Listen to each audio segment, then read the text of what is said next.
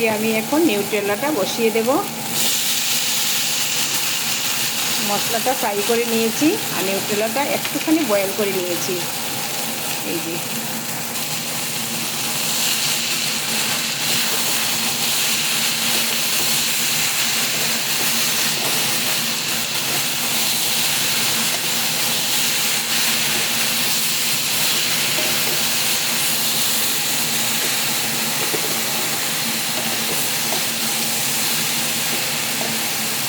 মশলাটা কষিয়ে রান্না করলে না তাড়াতাড়ি হয়ে যায় রান্নাটা। নিউট্রেলাটাও বয়েল করে নিয়েছি আর গরম জল তো আমার রেডি, তাই তাড়াতাড়ি রান্নাটা হয়ে যাবে। আলু নিউট্রেলা দিয়ে একটা ঝোল বানিয়েছি আর আলু ভাজা করেছি, তিতা করলা ভাজা করেছি আর ডাল বানিয়েছি।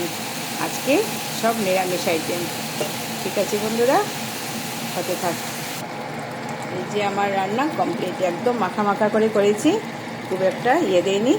এই যে নিউট্রেলাটা একদম গায়ে মাখা করে করেছি, কারণ সঙ্গে একটু ডাল বানাবো তো, আর আলু ভাজা তিতা করলা ভাজা করেছি, বেশ সেটা দিয়ে হয়ে যাবে। আর দই তো আছে, নিরামিষ দিনে দই থাকে, আজকে নিরামিষটাই করলাম তাই। ঠিক আছে বন্ধুরা, তাহলে আজ এখানটা রেখে দিলাম। Bye bye.